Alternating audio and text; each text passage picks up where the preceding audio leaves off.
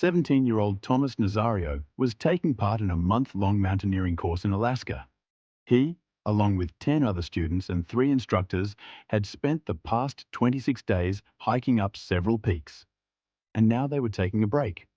At the base of this glacier, they found this perfectly flat area that was perfect for camping out. So they decided that that would be their campsite for the night. And so everybody started setting up their own tent and getting their sleeping bag laid out. And Thomas volunteered to go find some water. And so Thomas grabbed his pot and he went around the corner out of sight. After a while, when all the other students had set up their campsites, they realized Thomas had not come back yet. So they walked around this corner and they looked. They see that his water pot is sitting at the base of this ice cliff. And so they figure, okay, he's somewhere over there, obviously.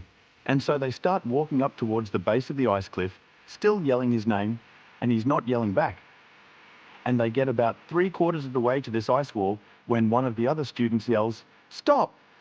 And they all stop and look down where he's looking. And they all realize what's happened to Thomas. And they realize there's nothing they can do to help Thomas. And so before long, the police are called, and it's a full-scale rescue operation on top of this glacier. The theory of what happened to Thomas is he left his campsite with his pot of water. He went around the corner, so he's out of sight, and he went to the Glacier stream, and he started filling up his water. But it was taking a long time because the stream just was not very powerful. And from where he was, he would have heard the sound of rushing water pouring down the ice wall.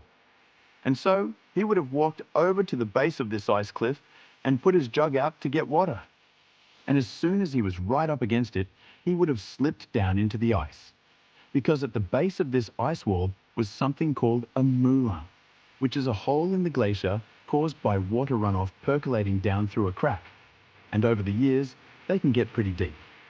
And so, when the police showed up, they went over to the hole, and they're yelling down to Thomas, but they're not getting a response.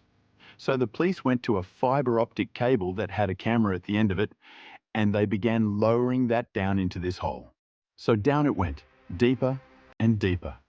It passed the 100-foot mark and all the way down until they literally ran out of cable. And so, from this camera's perspective, 250 feet down into this glacier, the hole just kept on going and going and going, and there was no sign of Thomas. So they pulled the cable out and they realized there was nothing they could do for Thomas. Since he was below 250 feet, that means he fell at least 250 feet. And so it's unlikely he survived the fall to wherever it eventually stopped. And if he did somehow survive the fall, which is a horrifying thought in some ways, he would have been wedged somewhere deep down inside of this glacier. And the water runoff coming off of the ice wall would have eventually filled up all around him and gone over his head, and he would have drowned. And so, shortly after the search was started, they called it off.